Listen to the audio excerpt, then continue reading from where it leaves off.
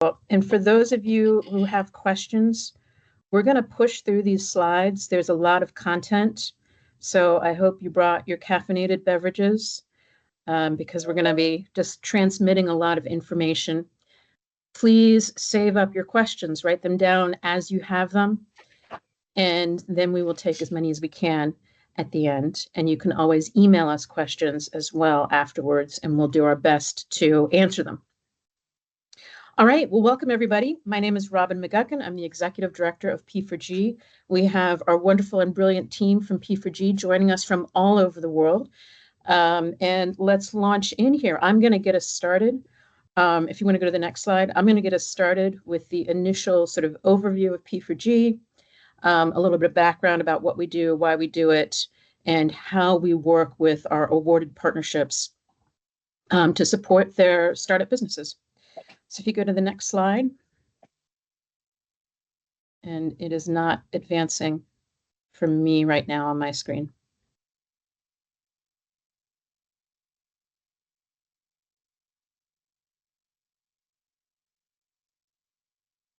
So I'll just start talking about P4G. There we go. All right. And we just go back up to the top. You're getting a preview of all the slides you're about to see. All right. Go ahead to the next slide, Patricia. Thank you. Rapid whomever's presenting. Thank you. So this is P4G. These are our member countries. We're funded by the Netherlands, Denmark, and the Republic of South Korea, each of whom also has a national platform. And then, of course, we are doing work in Colombia, South Africa, Kenya, Ethiopia, Indonesia, Vietnam, and we're really excited to have members of our team from each of those countries on board here today. We go to the next slide. Now we're having a lot of people joining, which is great. Welcome, welcome. So this is, at the very highest level, a summary of P4G and our three main areas of activity. Our fundamental goal is to help climate startups become investment ready. In addition to the funding and TA, we also partner our startups with national platforms. And those national platforms are essentially, they are themselves a public-private partnership between a core government entity that's responsible for climate finance, climate planning, and the leading industry association. The two of them serve as an amazing network for you to tap into to help overcome your marketplace barriers as you face them. And also, very importantly, for the national platforms to learn from your journeys, because hopefully for yourselves, but also for the many, many other climate startups that will be coming along in each of these sectors, the government is trying to, alongside P4G, learning how to to enable that work. Can everybody just mute? And maybe somebody from our team could just go through and help make sure everybody's muted. Thanks. So climate startups, those of you who are on the call today, you are also a key part of what we do. You are why we're here. We want more and more of you in the marketplace. Climate tech, whether it's on the tech side of things, how we think of tech and infrastructure, or on the nature-based system side of things, your businesses are what will shape the future of not only our member countries, but we know worldwide, what we will see increasingly as a mainstream in our economies, which is green tech.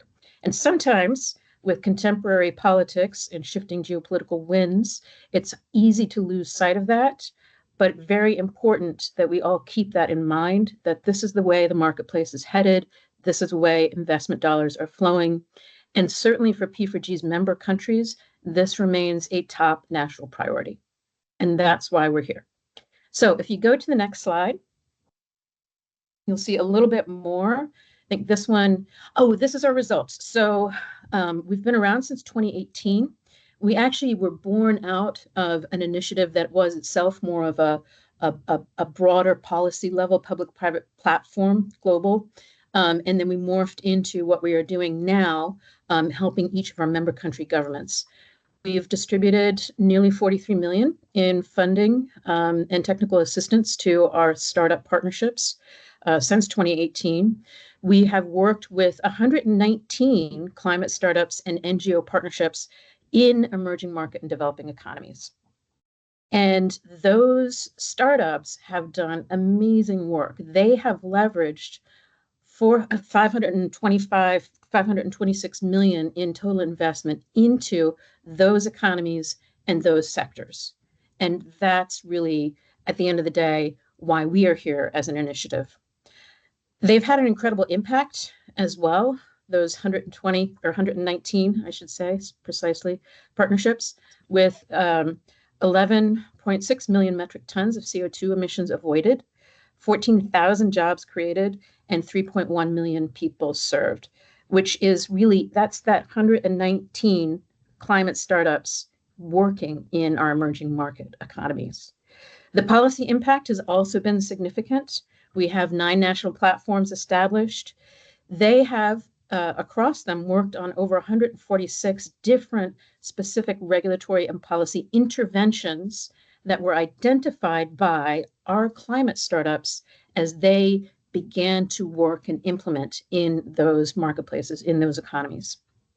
So that's really important, because the more such experiments we have where the public and the private sector are working collaboratively on how to solve marketplace barriers, then the higher the number of successes of companies that are able to do business and hopefully then grow within that economy. If you go to the next slide. Thanks. So this slide is a little bit of a line diagram, but the thing to capture here is basically there's 3 pillars or columns or core activities for P4G. On the left-hand side, we have our startup partnerships.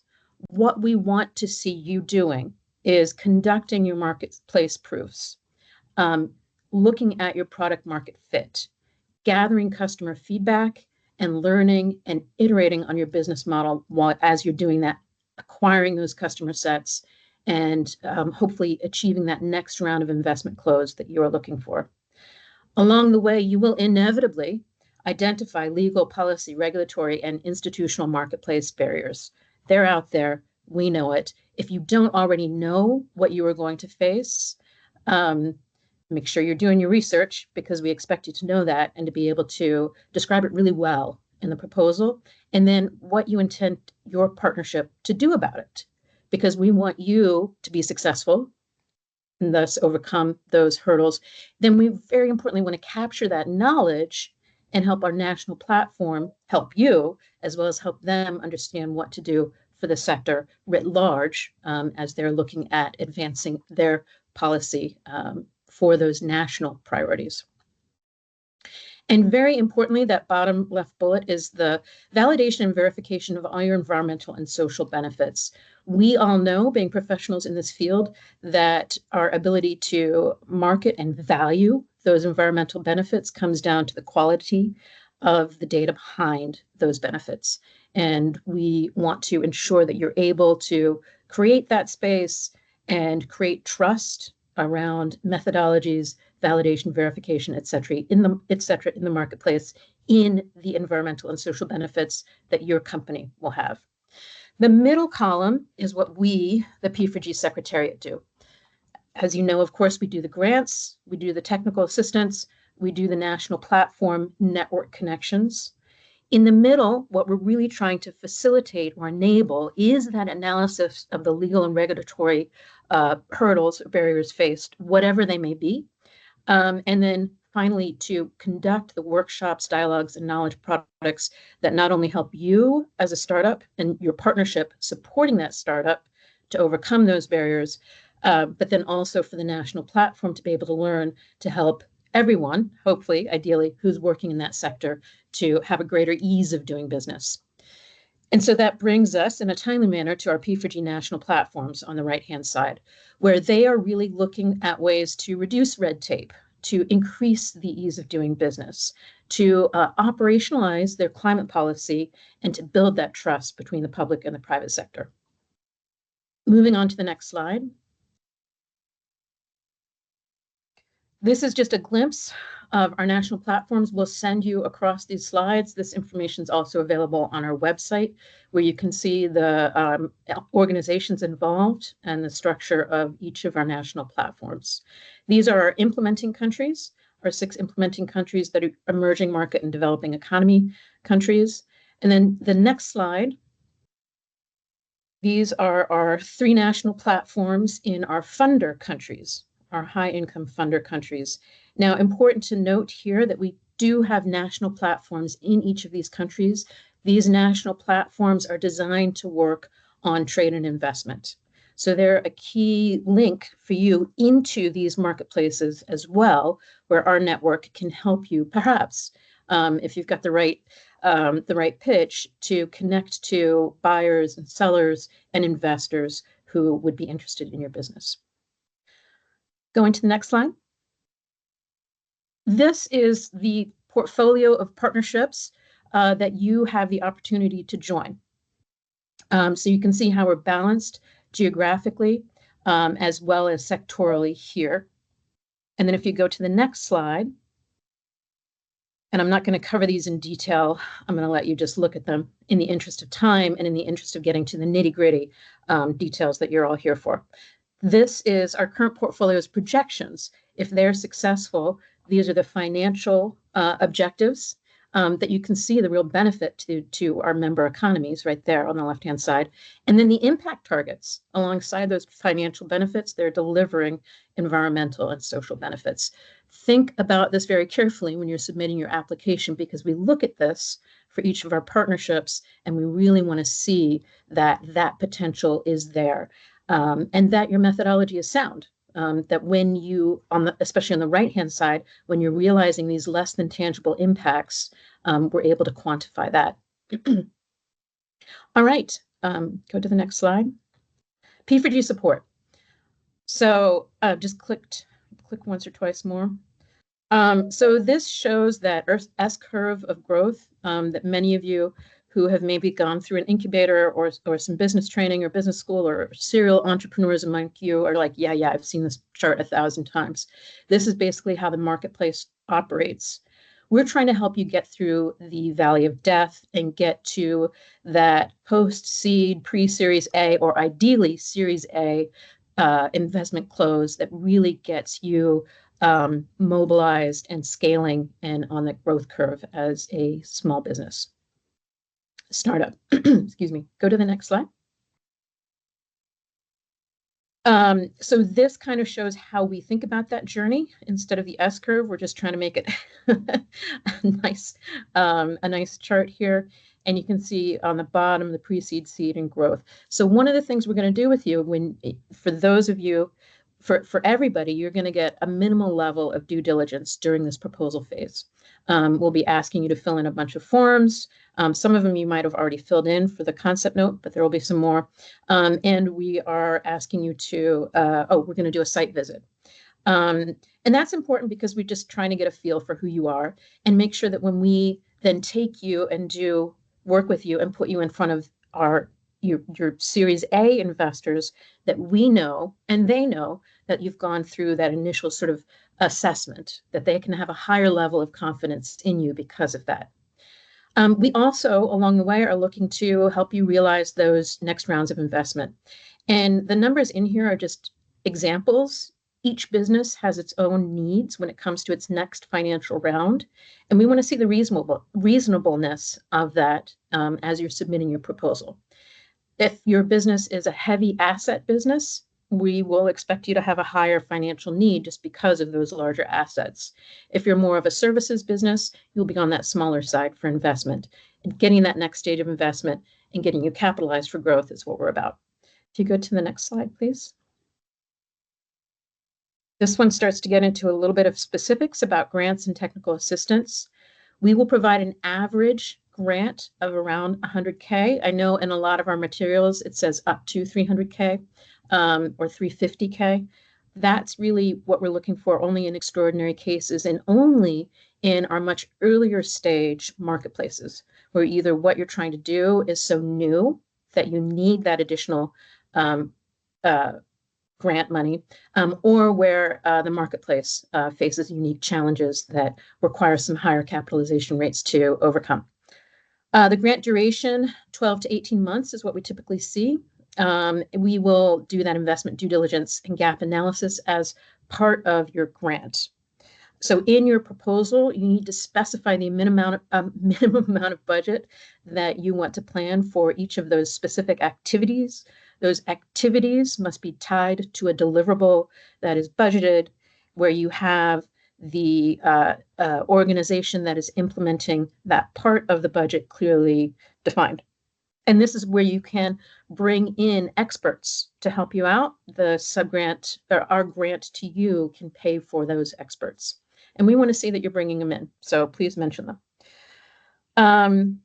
As part of the grant, those partnerships that make it to that point and are successful in being awarded a grant, you will then go into a more rigorous due diligence process, something that is what investors would put you through. We want to do this and do a gap analysis with you to help you identify those materials that you still need to produce to have a meaningful conversation with an investor. And so please include some contingency budget for the gap analysis findings and basically implementing on those findings. I mentioned we'll conduct an initial due diligence and site visit.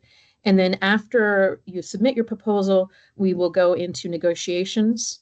After the assessment process, we'll go into negotiations, and we expect that pretty much every budget will see some level of reduction. So really get it lean and hard as soon as you can, and that will make that conversation happen that much faster, which is key because, of course, we want to get you started as quickly as possible within, our timelines. All right, next slide. Our national platforms, what we will do for those partnerships that are awarded, we will facilitate meetings and workshops with the national platform and national platform network. We will enable some of that policy and regulatory engagement in dialogue with the national platform and with the World Resources Institute, which is our parent organization. And we will have you get ready for acceleration and pitch sessions at national and global events, such as next week. We have our full cohort of existing active partnerships coming here, and we have a big pitch day where they will each have the opportunity to pitch and receive really some nice detailed feedback from judges. So in your proposal, be thinking about and specify how you would like to work with your national platform. We told you who they are. Tell us how you want to work with them, what you need them for in order to help accomplish your goals. As you think about engaging with policymakers to say, hey, I can't get a business license because there's no classification for my type of business, they're thinking, who can they connect you with to figure out how to address that so that we're addressing it hopefully for you and every other startup that comes along after you. Specify how these system challenges, how your work can help to overcome them, and then include these as activities with clear and specific deliverables in both your budget and your work plan. During the proposal process, the national platforms will be invited to your pitch sessions, and they will be asked to provide feedback on your proposals once they're submitted for feedback and comments that will come to the hub, secretariat, the P4G secretariat, and to our independent grants committee. Getting to the next slide. I think we're just about, yes, okay, so finally, knowledge mobilization is a very important part of what we are here at P4G.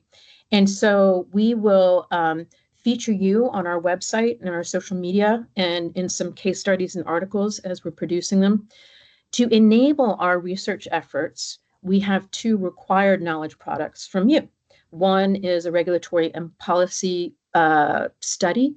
Basically, we want you to talk about what happened with your policy learnings. And this knowledge product can actually be part of that policy shift where you're presenting the analysis to the national platform in a manner that helps them understand how they can help overcome that marketplace barrier.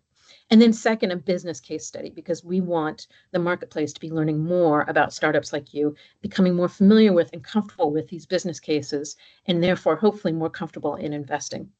So keep that in mind in your proposal. Please reflect that and include the budget for that. And we've got more specific guidelines for that.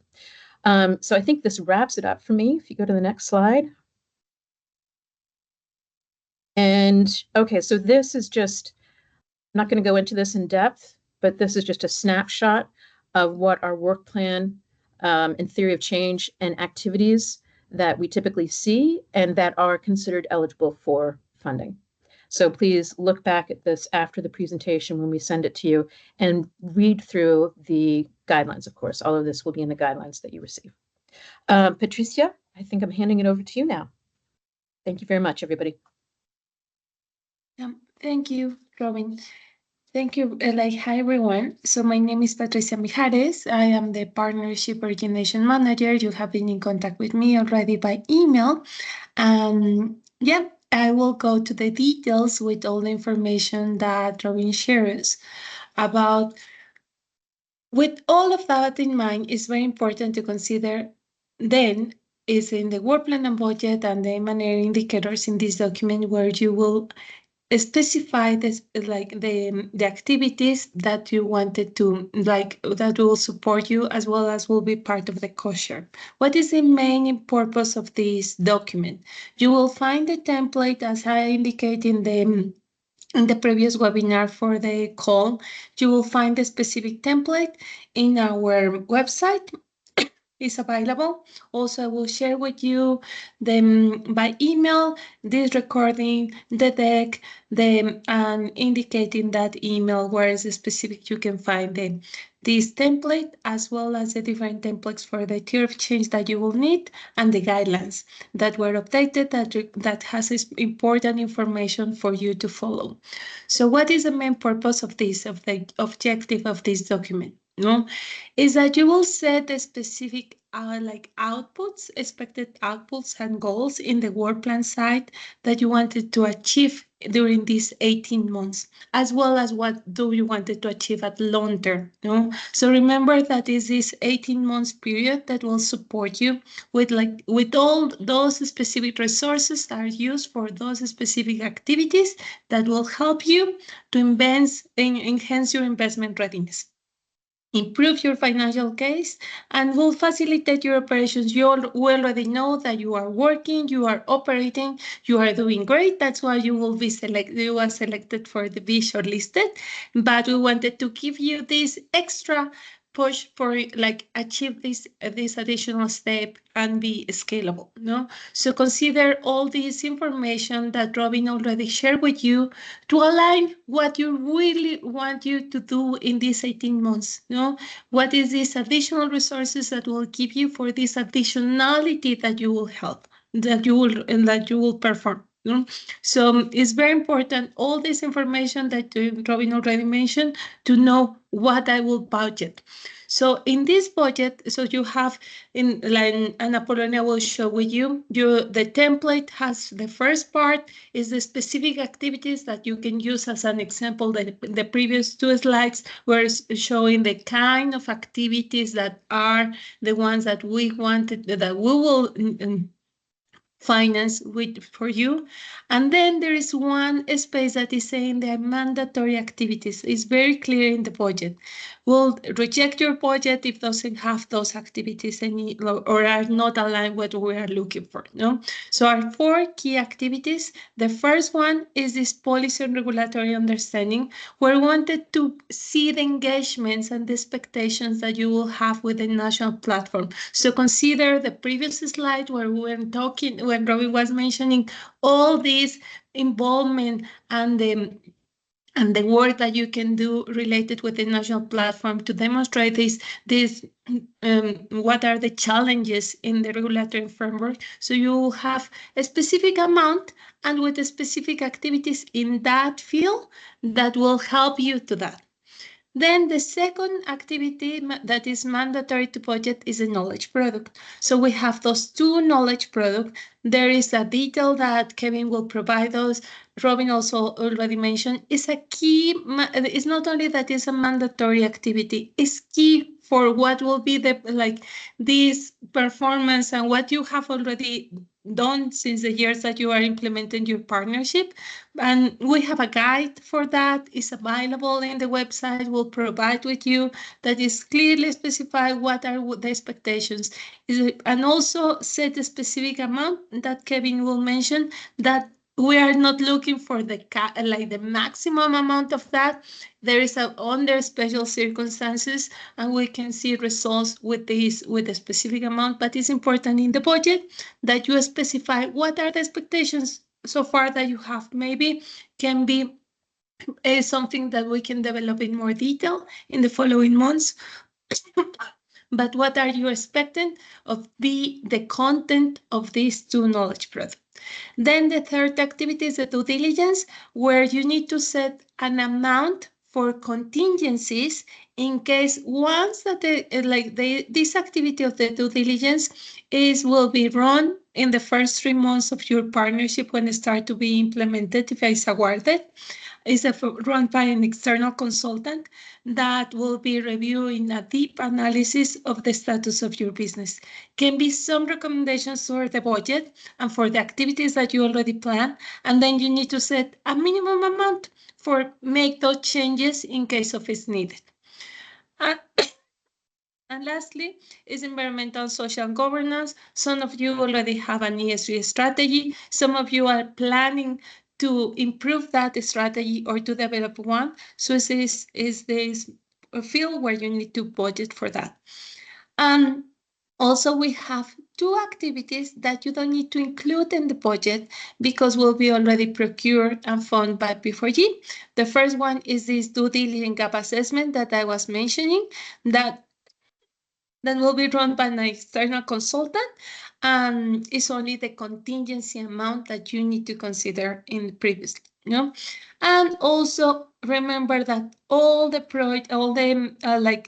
resources, including the cost share, will be subject to a final audit and will be run by an external auditor, where we'll analyze in deep what were the expenses aligned to the work plan and budget. And with that, I will go with give the word to Apollonia. Thank you.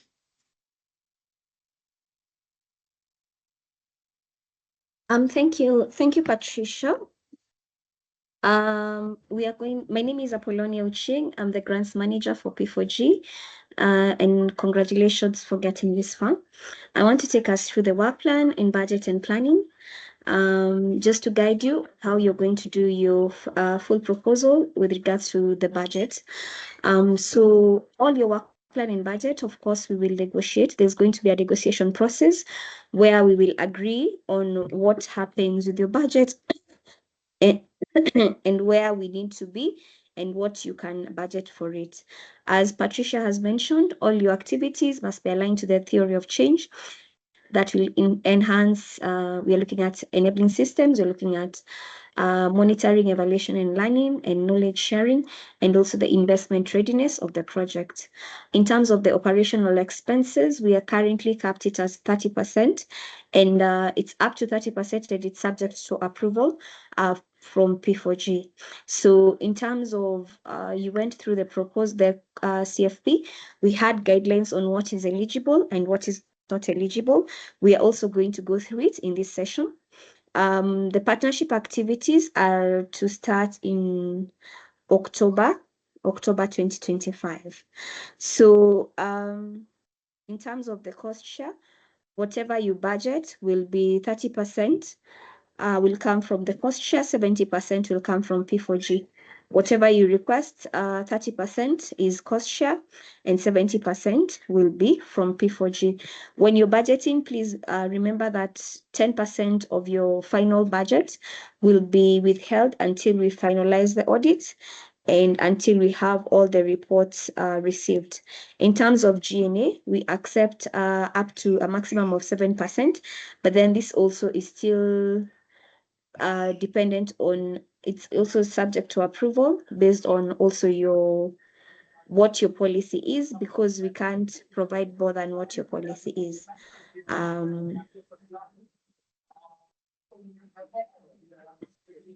Next slide. And so in terms of cost share, the cost share is 30% of your budget. So if you're asking for 100,000, then you need to give 30% of that as cost share. There are things that are eligible in terms of cost share. We have activities that are aligned to P4G, theory of change. We have operational costs and salaries for the early climate stage business and also the admin partner that have been incurred for the direct implementation of the project. These are things that we are already not funding as P4G, travel and other non-salary expenses, supplies, materials, equipment. And by supplies, we are talking about small thing. Equipment, it's the small office equipment, that is laptops, printers, and communication costs. In terms of what is non-eligible, land, buildings, large infrastructure, activities in non-P4G countries is also considered as ineligible cost share. I've talked about the GNA, where you have to request for the same percentage. So if you're requesting for example, 4% GNA, then there needs to be a similar contribution of 4% from the cost share component. So if you request for 7%, then you also need to be able to contribute 7% of GNA. Next slide.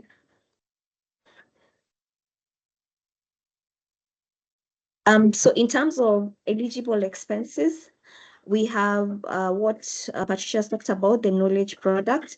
You're going to be given guidelines on how to look at your knowledge product and what is acceptable and what is acceptable with regards to the knowledge product. There's also policy and regulatory framework. There is the national platform engagement. There is ESGs and investment readiness activities.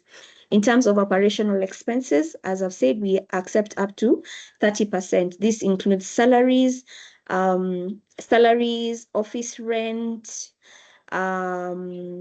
occupancy, in terms of where your offices are, and any incremental cost due to this project, due to taking up this project. So it includes salaries, leasing, travel costs, report preparation, monitoring and management of the project. So in terms of the office supplies, we've talked about the small printers. We can cover the printers, we can cover laptops and paperwork. In terms of external providers, it's important that whatever is being charged to P4G, it's at cost and not at any marginalized cost. In terms of communication, these are the communication costs that are related to knowledge sharing and information dissemination. I've talked about the GNA up to 7%. Non-eligible, of course, we have consulting costs that are above or costed at a margin. Expenses associated with capital expenditure, that is purchasing of land, infrastructure, building. Purchase any supplies such as vehicles, property, construction. If you want to do renovation, that is also not an eligible cost. Product development in the private domain. So anything that is used or produced with the P4G funds needs to be open source and readily available for use by other partnerships. Salary and travel expenses for large commercial partners. This can be presented as consultancy cost, and any direct subsidy, for example, de-risking,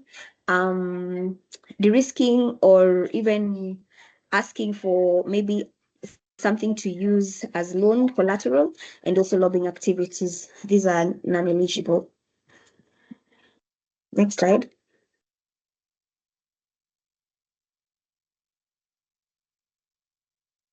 Okay, so I want to share my window. I hope my network will permit me. Please let me know once you're able to see.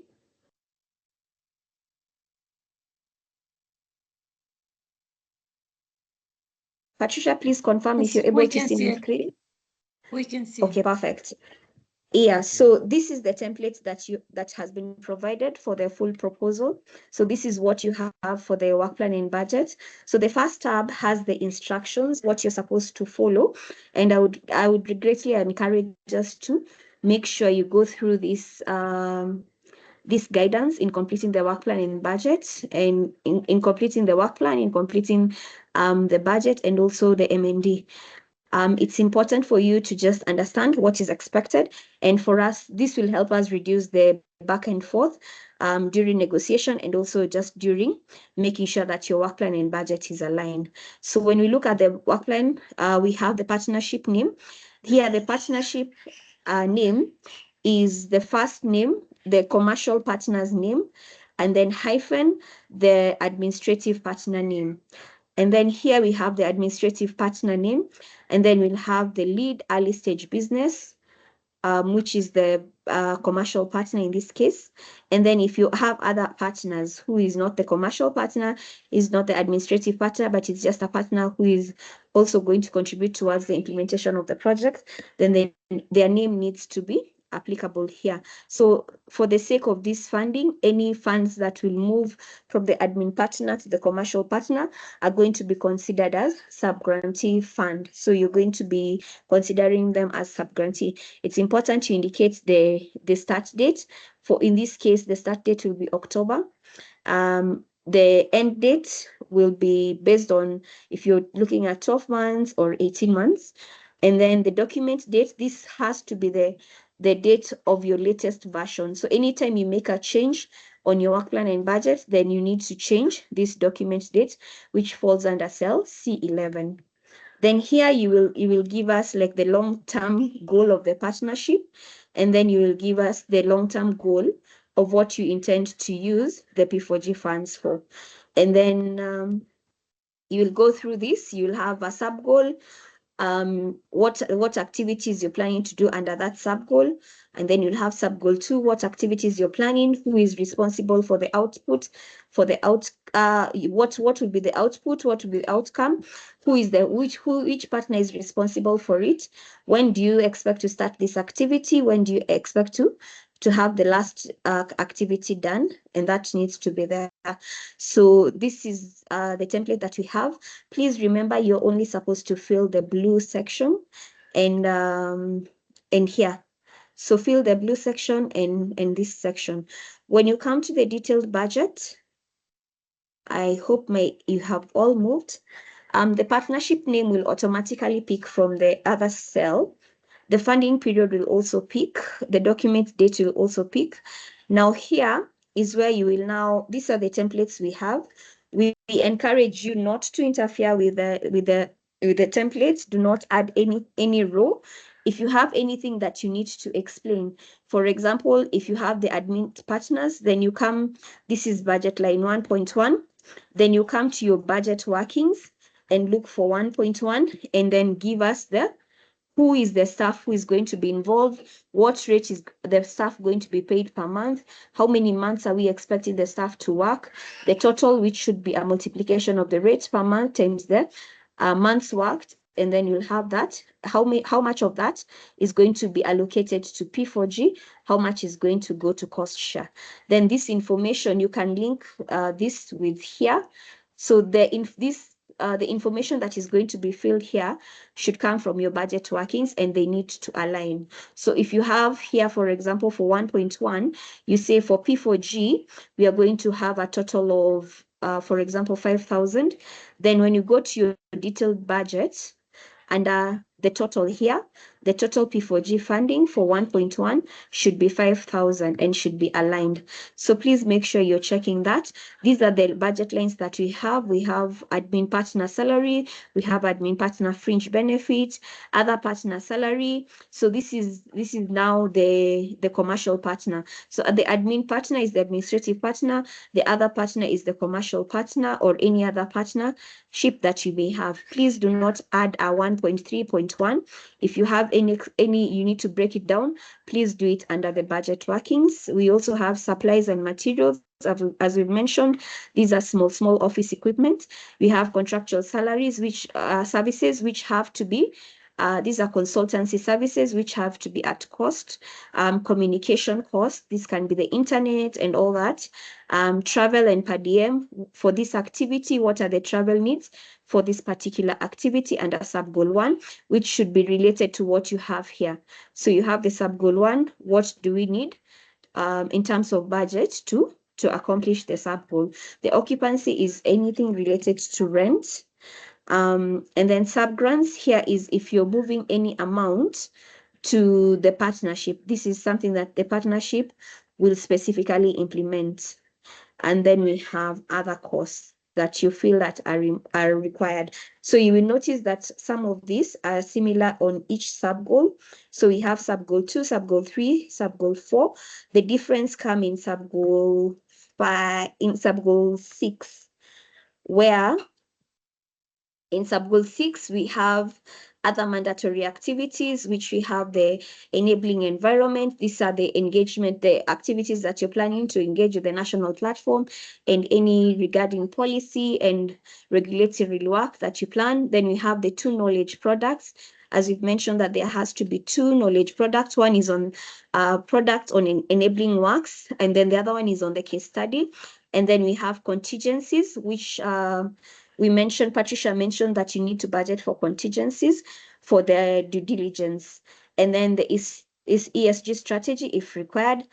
Then here is where you put your G&A. Please remember the percentage for G&A should be similar. So how you check the percentage, you can check it here where we have road 93, 94, 95. This will give, here it will give us how much of P4G funding is going towards this. This percentage should be a maximum of 70%. If it's more than 70%, then it means you need to allocate more funding to the cost share. The percentage here should be the same. This is for the G&A. If you're asking for 4%, here you should have 4%, and here you should have 4%. In terms of section 3, Section 3 will give us like a summary of the sub-goal. In Section 5, you need to indicate for us out of, for example, if you're requesting for 100,000, you need to tell us out of 100,000, how much is going directly to the commercial partner, which means that the commercial partner is in charge of implementing, how much is going to the administrative partner, and this you'll also give us as a percentage. And then here you will give us a list of financial contributors. So you've talked about cost share. So for example, if you have a cost share of 30,000, then you need to tell us where you're planning to get that cost share. The cost share needs to be in monetary form. It cannot be in kind. It has to be, it either is a grant, and it has to be in monetary form. And here you will indicate if it's 30,000, if it's coming from one person or it's coming, for example, from the commercial partner, then you indicate it here. It's coming from the commercial partner. It cannot be in kind. The second funder, depending if it's coming from different funders. And then here you will, in section 7, you will indicate the total fundraise, the total fund that you have received so far for this project. So with that, I will stop sharing and we can discuss the things that you need to watch out for, pitfalls to avoid.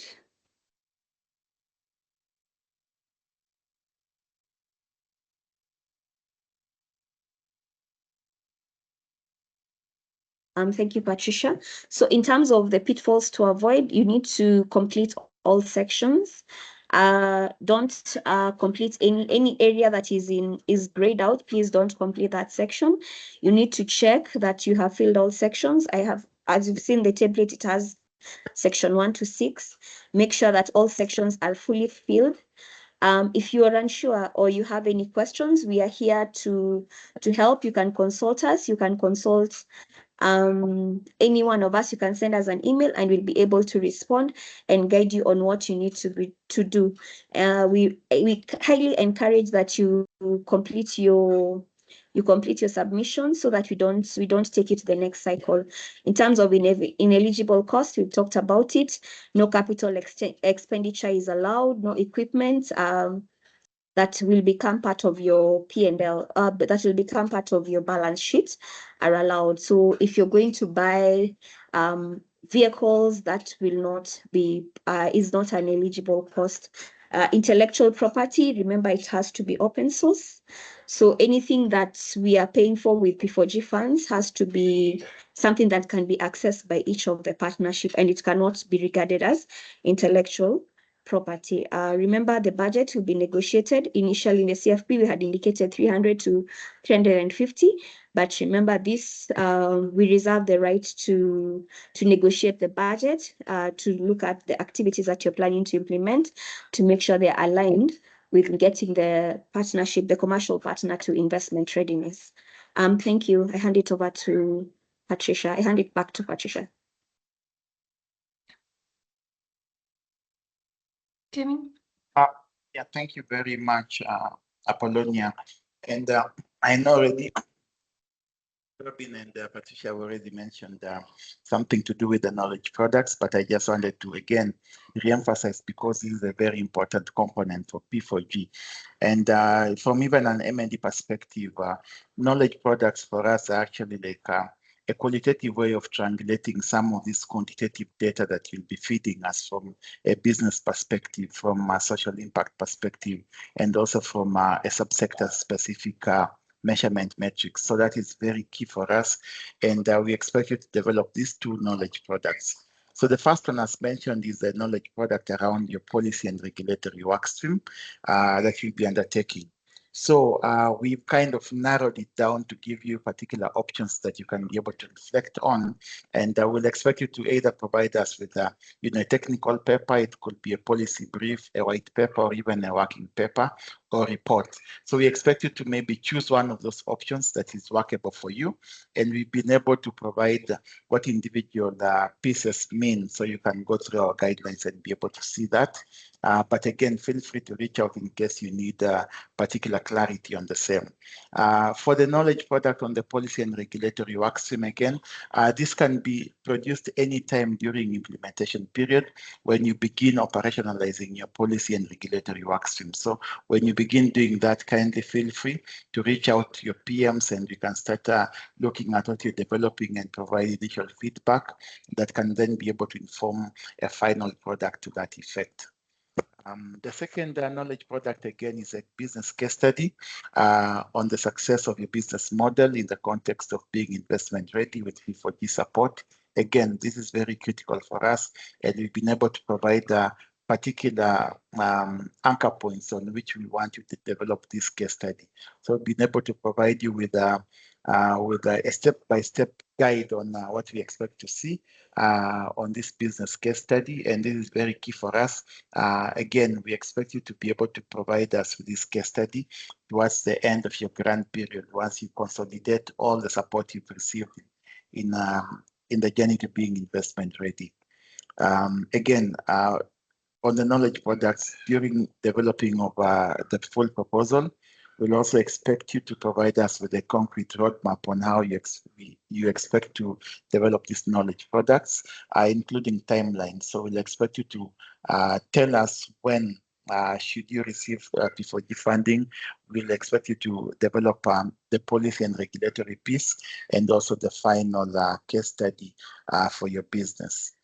More importantly, again, is clarity around the dissemination of these knowledge products, because this is very key in terms of providing visibility to your business. And then finally, on the knowledge products is the budget. And before maybe I talk about the budget, is when we are talking about these knowledge products, these are more of operational pieces that are related to your day-to-day work. So we expect you to be picking data as you move along, as you implement your grant. So we do not expect this to be a highly scientific piece, but really operational in nature. So we'll expect you to allocate a budget of between 2.5 to 5,000 US dollars to these knowledge products from P4G funding, and in very exceptional cases up to 7,000. But this is a guideline that we are providing. But if you have additional resources from your end, you can be able to allocate them to these knowledge products if you feel that you need to increase the scope therein.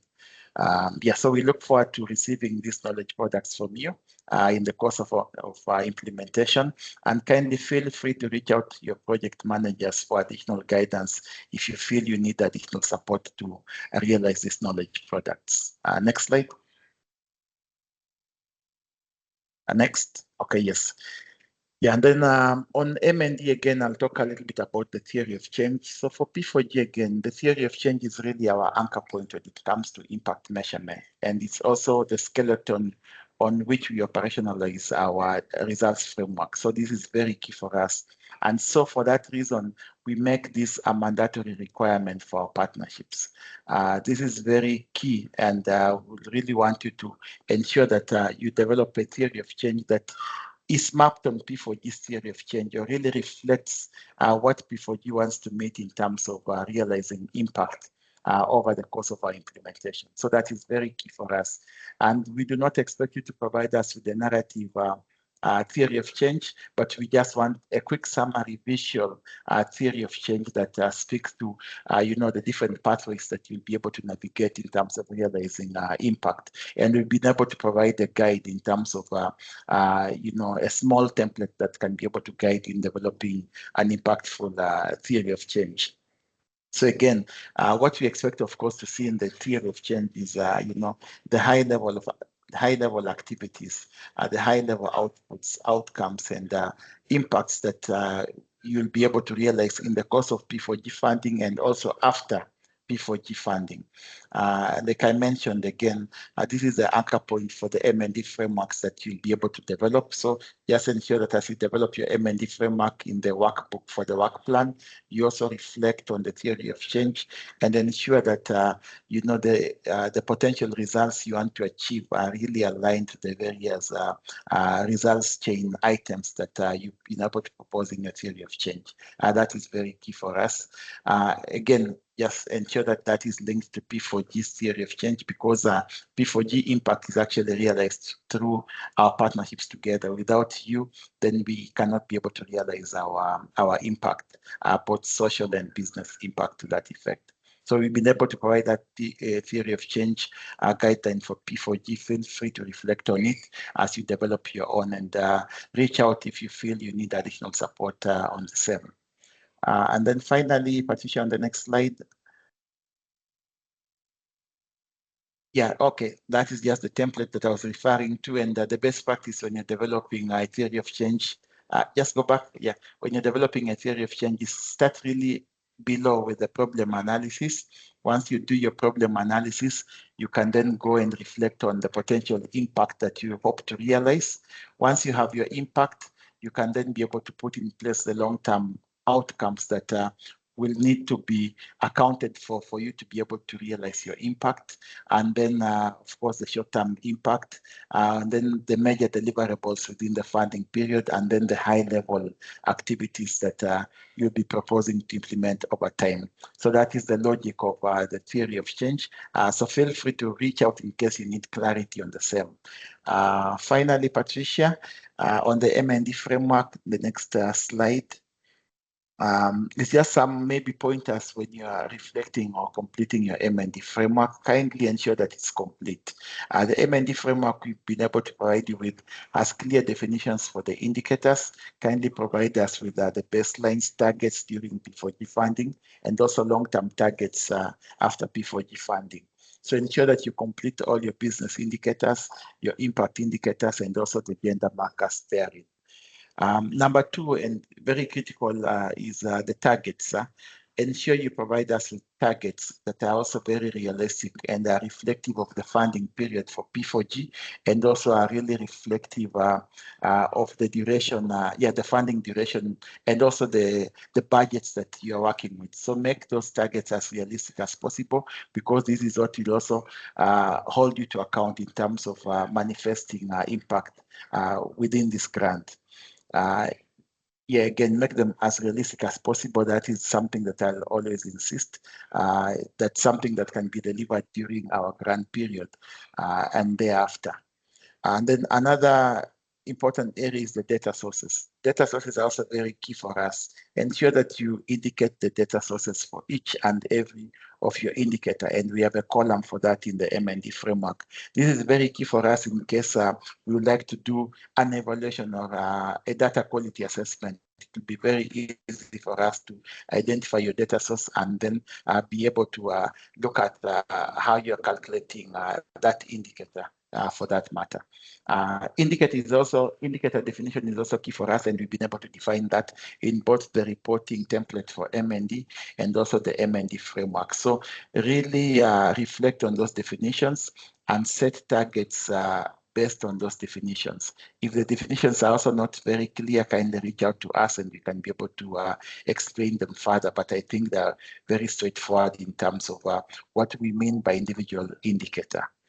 Then we also expect you to provide us with additional success metrics and also subsector specific metrics. And these are again defined in our M&D reporting templates and also in our M&D framework. So P4G has been able to propose particular business indicators, social indicators, but again, you as a partnership could also feel that you have additional success metrics that are also able to showcase impact. So feel free to include them in the additional success metrics section so that we can be able to consider them.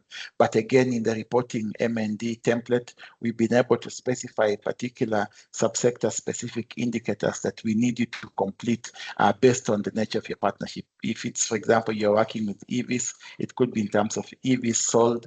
If it's in terms of water, it could be in terms of, for example, metric liters of clean water produced or even sale. These are very clear in the reporting framework. And then again, just ensure as a rule of thumb that your M&D framework is closely aligned to your theory of change, because the two need to speak to each other to be able to realize the impact and be able to denote those pathways for change within the course of your partnership. Again, we are very much available to support you in case you need additional support. And this is a conversation that will be ongoing for partnerships that will proceed past the shortlist. So thank you very much. And back to you, Patricia. Thank you, Kevin. Well, finally, it's only a reminder of the key deadlines that I sent out by email to all of you. So May 5 is the last day for the proposal submission and also the organization assessment. You should receive the 2 emails with the different information for the two deadlines. And then between April and May, we'll have the due diligence in-person visits. Some of you already received an email of the National Platform Liaison setting those visits. And if not, you will receive in the next days or weeks. And in May, between May 19th is the pitch sessions. Also, all of you have received the pitch meetings. It's very important that for those pitches, at least one member of each partnership is attending. Otherwise, we cannot hold that pitch and you will lose the opportunity. So it's very important that ensure the attendance of minimum 2 of one of each partner. And during June, we are having the decision and finalizing the scoring of your part of the full proposal.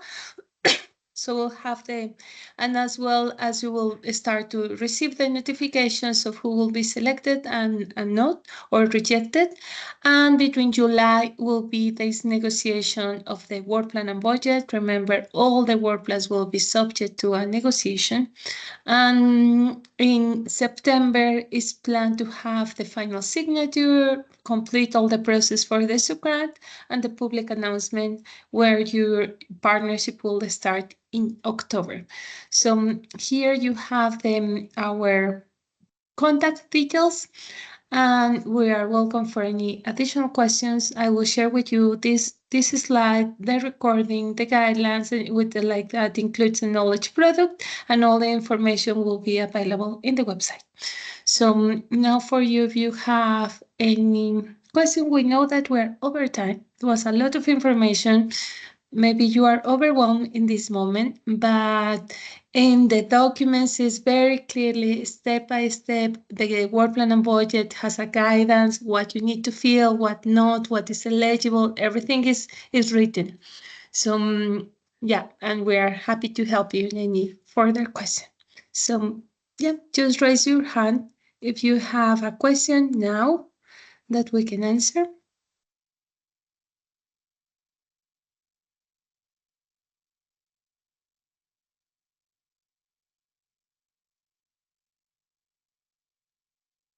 Yes, it's it.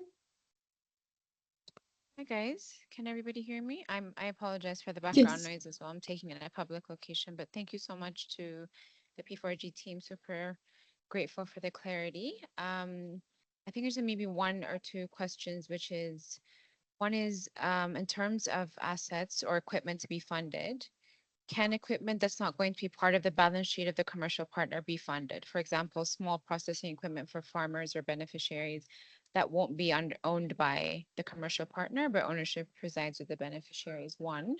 On the second one, in terms of the matching grants, is all of the matching amount, expected to be made ready should the application be successful, or can it be progressively made available? So whatever matching is required from the commercial and admin partner, is all of that expected to be shown right away? That's it. Thank you.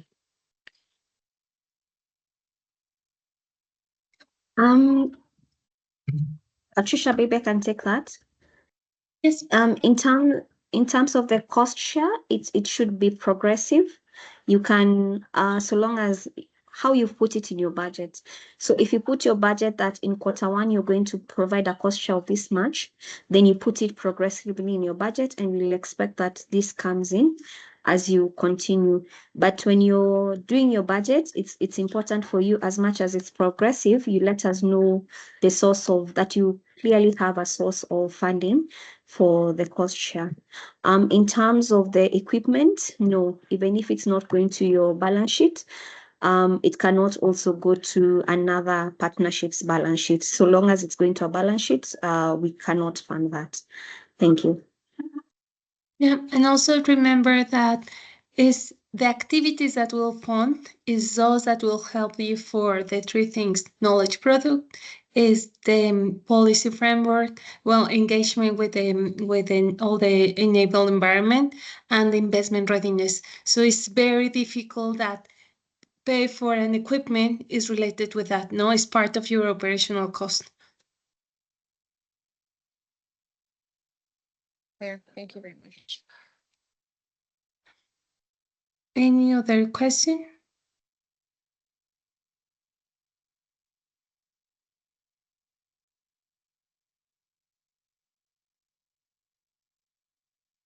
I'm sorry, can I jump in with another question?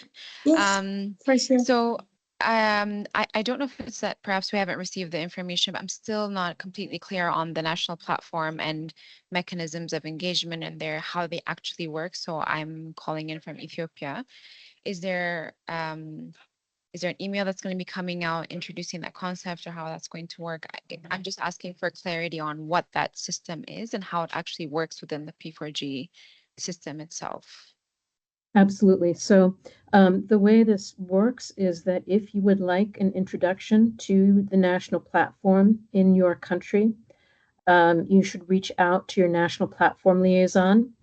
The national platform liaisons, you can probably see them. Maybe we could have them raise their hand or something on this webinar. They're also listed on our website, so you can find them there. And they're listed in a lot of the different P4G material. Yeah, so please raise your hand if you're a national platform liaison. For those partnerships that actually are awarded funding, they will then be introduced more formally to the national platform.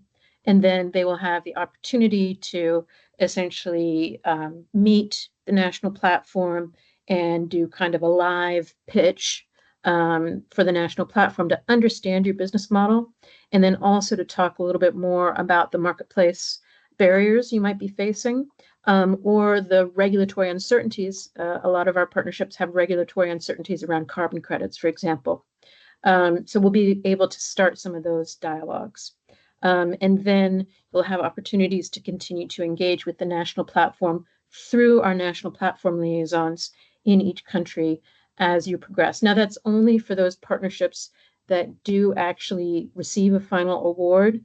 And so I do want to bring home the message that not everyone receives an award. This is a competitive process.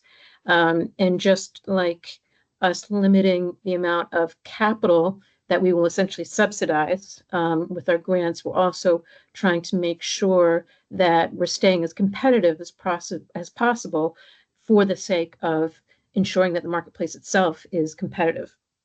As the whole marketplace, in a sense, shifts over from over into more of a climate enterprise type of model, hopefully. On it. Thank you.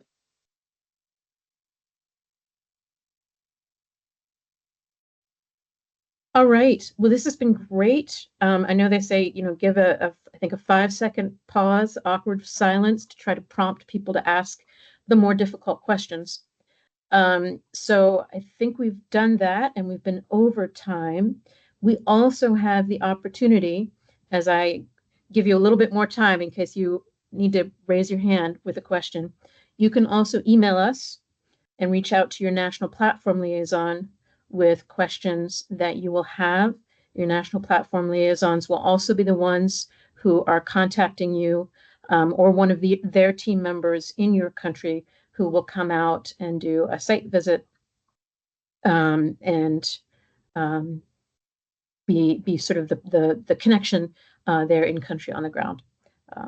So thanks so much, everyone. Thanks, Patricia, Apollonia, Kevin, for presenting today. A lot of information. I hope this was clear. Please look at this recording, watch it again, have your AI assistant summarize it for you, and just go back to this as a set of guiding principles alongside our guidelines, of course, to complete the next step of the application process. So thank you so much, everybody, and we will be talking to you later. Thank you. Bye-bye. Thank Thank you. you. Bye. Thank you. Bye. Bye-bye. Bye. Thank you. Bye-bye. Bye. Bye.